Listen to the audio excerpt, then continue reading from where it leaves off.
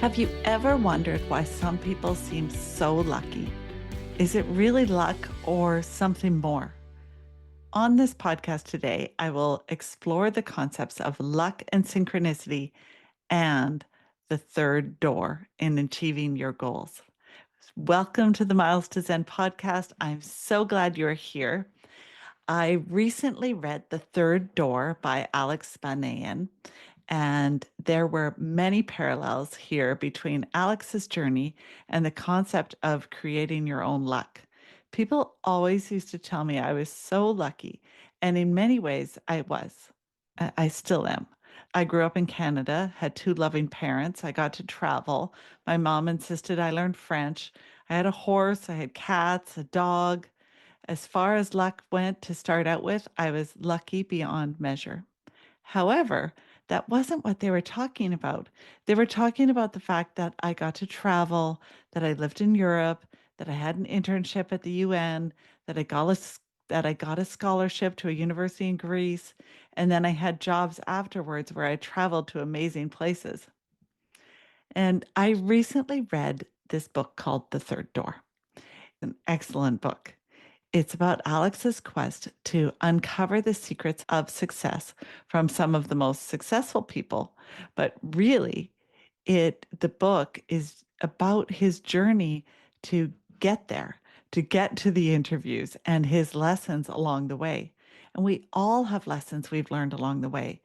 And if we can take some of the wisdom that other people have garnered through some of their experiences, maybe we can just leapfrog and we don't need to experience all the things ourselves to learn. We can benefit from their learning and, of course, our own. In his book, I laughed, I cried, I cringed, I felt lifted up, I fell flat on my face. And all of these things sound super familiar. I think all of us will be able to acknowledge that we've experienced the third door at some point in our lives. Ultimately, his book is about exploring the art of the possible, not the probable. He sets out to uncover how people like Bill Gates, Lady Gaga, Maya Angelou launched their careers. He eventually interviews and discovers that their path to success always seemed to involve unconventional and creative approaches. And the title of the book comes from the concept that he came up with called the third door analogy. Basically, that success is like a nightclub with three doors. The first door is the main entrance, and that's where everybody waits in line. And if you've been to a nightclub in a cold town or in many parts of Canada, waiting in line in the winter stinks. The second is the VIP entrance for the elite, the beautiful people, the connected people, the rich people. And the third door, however, is the unconventional path where you hustle, you think creatively, you find your own way in, like going in through the window, through the kitchen, ducking through some weird alley. All these weird, zigzaggy ways to get into the nightclub without having to wait in line when you don't have the connections of the second door.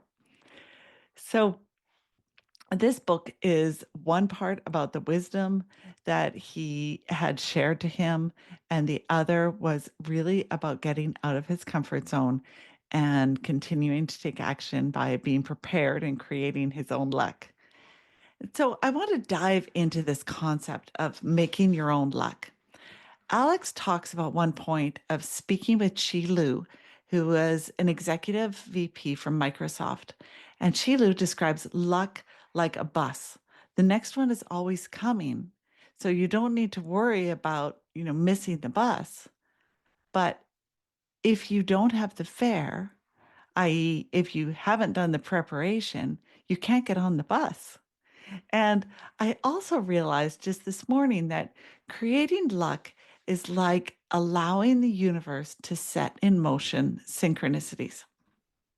So I had a lot of different jobs before university and after as well. But one job in particular was memorable in the luck or the divine timing.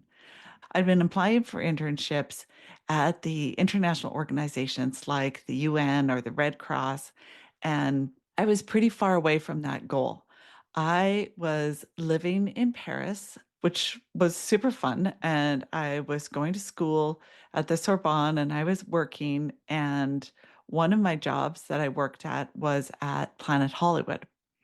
Now, I liked waitressing. I found it fun. And I just didn't like waitressing at Planet Hollywood. Those huge trays, the horrible uniforms, memorizing every single drink that was named after a movie and having to upsell the liquor in mixed drinks, not to mention all the hoopla that would happen when a celebrity was about to come into town and potentially dine at the restaurant. But one particular day, I knew I needed tips. And I was always pretty strapped for cash living in Paris. I was broke and I needed the tips. And there was an American table. And so I was extra friendly and shared with them my desire for an internship. And it was the first time I'd shared with anyone outside of my friend group about this desire for an internship. It turns out that the woman at the table was named Chief Wanda George. And I'll remember that forever. And she gave me her business card. And she said, I've just come from the Center for Human Rights in Geneva. And so is looking for an intern. You should write to him and tell him I sent you. Well, I didn't end up working for him, but for another person who only took Canadian and Italian interns. And this was his year for a Canadian. Now, I'd been trying to go through the front door of the UN system, but I didn't have a master's degree at the time. And so they weren't even looking at my application. But going through the back door, I was ready. So that third door. And now, if I hadn't been prepared when that bus came along, like Alex's conversation with Chi Lu, I couldn't have jumped on. I had gone to school. I had done an undergrad in Vancouver. I was doing more school in Paris. I'd started applying. So I had all my information was all in order. I'd been doing the prep, I'd been taking the action, and the bus showed up and I jumped on. And I have many more examples of these kind of things. But I wanted to share one other example, and that's when I started my career in the hydrogen and fuel cell industry, which is basically the clean energy, clean tech industry. I've had some people from my old job ask me if I would talk a little bit more about my leadership journey. And this, is an example of luck and synchronicities and the third door that Alex so eloquently talks about. So when I moved back to Canada, it was quite a while ago, and I told friends that I was a tree hugger that liked technology and what did they think? And I touch a bit on this in my Barnes to Broadcasting podcast from a few months ago. And they said, you've got to get into the hydrogen and fuel cell industry. And so I began the process of meeting anyone who would talk to me. And anyone who did talk to me, I asked them if they could introduce me to someone else. And so it went. In the end, I think I ended up having information interviews with 30 different companies. And I wasn't necessarily looking for a job from each of those people. I was interested in learning, what did the company do? What did that person do? If they had any advice for me, if it sounded like something that I might like. And one of the people I interviewed with worked for Questair. So Questair was a hydrogen company. And it was one of my first interviews. And talk about making mistakes. I walked into the interview. I assumed that I was meeting somebody in the marketing department. Anyways, I made the fatal mistake of asking Jonathan Wilkinson, who's now a very senior minister in the Canadian government. asking him what his job was. And he looked at me a little funny and he said, I run the place. I'm like, oh my goodness. I was so mortified, but it made me prepared for all my different information interviews that were going to follow after that. And what these information interviews did was it gave me great practice talking to people. It created a network, and I was able to really start learning about this industry that I thought was a really good fit for me. And during this time, I was also looking to give back. And at one of my information interviews, I met someone who introduced me to Vancouver Adaptive Snow Sports. And I became a ski instructor there. And that is really for anyone with disabilities. It turned out my first job offer was as a project manager for a fuel cell powered wheelchair with the National Research Council. Well, if I hadn't been trained to teach people in wheelchairs how to ski, I wouldn't have had any connections to the people who used the wheelchairs that we were trying to make. And I had ended up meeting a bunch of people who were actively trying to improve the lives of people who were in wheelchairs, like improving the battery life. Now, was that luck or was that synchronicity? It sure as heck was a third door. And in one of my more recent jobs, I had known it was time to leave my previous job. And I thought, well, next I'd like to do some consulting, maybe for the industry association or work for this other company. Well, 1 week after I had the thought, the CEO of the other company called me and asked me if I wanted to lead his business development efforts. Now, synchronicity refers to meaningful coincidences, events that seem unrelated but carry a deeper significance. It has a bit of a magical feeling of the universe nudging you toward or along your path. And luck is often seen as something that's random. Synchronicity can feel like luck, but is more intentional. Luck can be like rolling of the dice, an action while in motion, finding $20 on the ground when you need it, avoiding rain on your wedding day, unlike Alanis Morissette, for anyone who gets that. I would love to hear your definitions of luck and synchronicity. Some of the lessons that Alex learned in his journey that seemed to involve a lot of luck and synchronicity is that things such as persistence, that persistence pays off. And I certainly experienced this. I was told in an information interview once that the world belongs to the persistent. But as Alex discovered, you need to be determined to realize your dream, but not determined to get through one specific door. He did happen to alienate Warren Buffett, unfortunately, with his unwavering determination, which bordered on stalker kind of tendencies. And he learned the hard way that persistence wasn't about knocking on the same door 100 times. It's about knocking on 100 different doors. Hence my journey around to all the hydrogen and fuel cell clean tech companies that would talk to me. And he also talks about building relationships. And that's so important. Networking your butt off. Everyone you meet are doing neat things. Ask them more about what they're doing and ask them if you can have a meeting with them, buy them a coffee, learn more about their job and their industry and what they do. And you're not looking for a job from that one person. You're expanding your network, which may indeed land you a job and may get you connections to some other point along the road that will help you. And through that early journey of mine, I ended up knowing most of the locals in the industry. I got a mentor who was epic. I prepared myself for my next job and the next one after that, and the next one after that, because I do like to move around a little bit.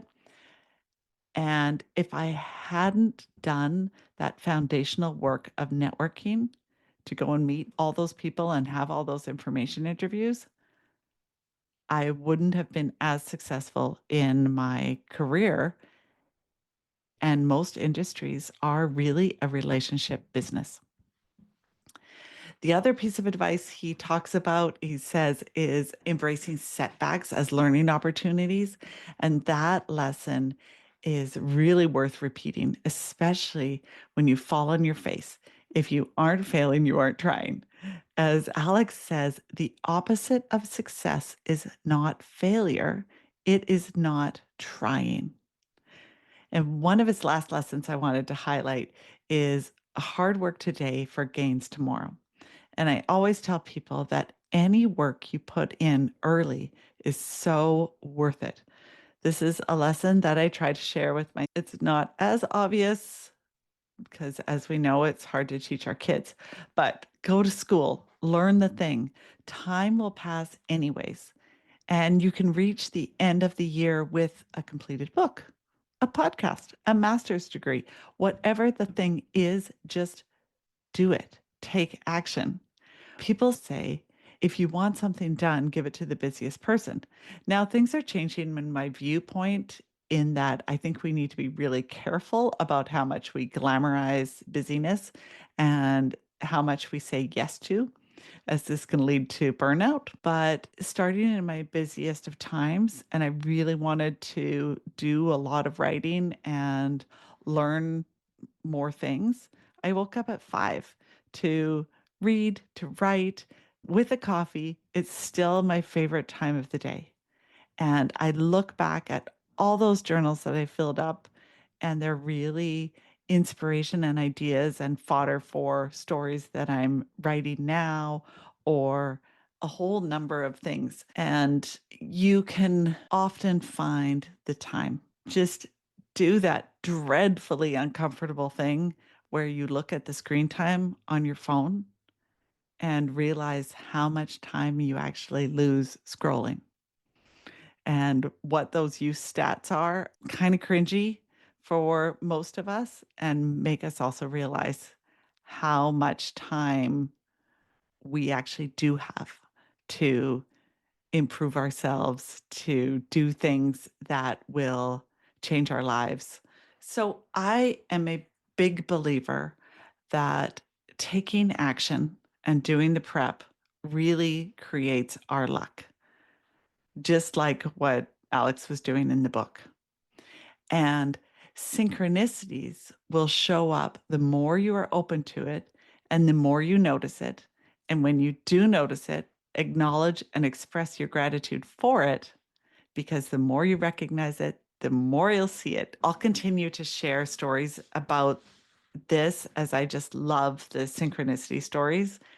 One of my other tips that I mentioned is donating your time or your money to causes you believe in has always given me way more than I gave it, especially when I donated my time, like with Vancouver Adaptive Snow Sports.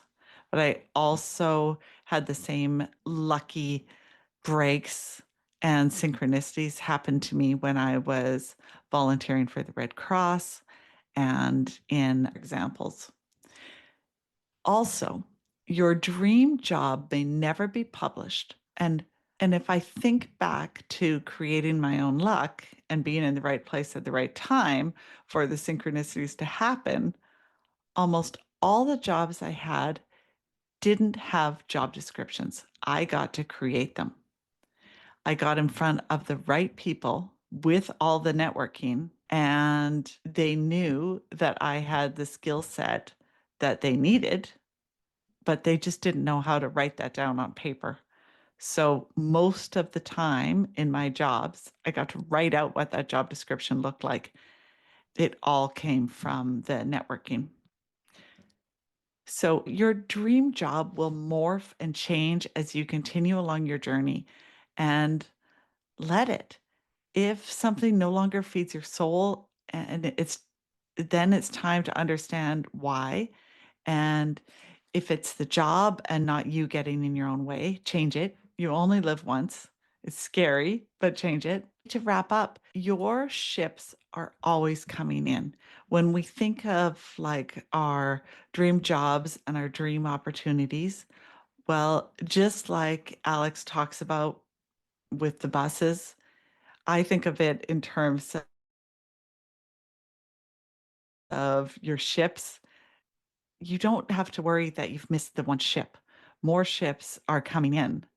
And whether or not we are ready when they do come in is 100% up to us now.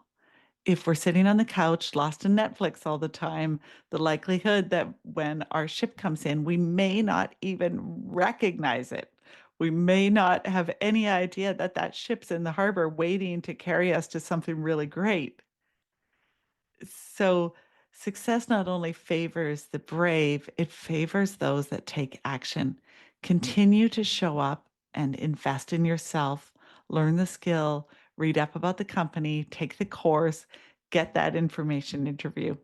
I would love to hear any stories from you about making your own luck or experiencing synchronicities, going through the third door, or feel free to ask any questions related to that, or if you want to hear any more about any of those subjects. Please also like and subscribe as it helps more people find this content. And I'm so grateful to this community that is showing up here and listening and reaching out. And I just love bringing you all this content. And I look forward to sharing again next week.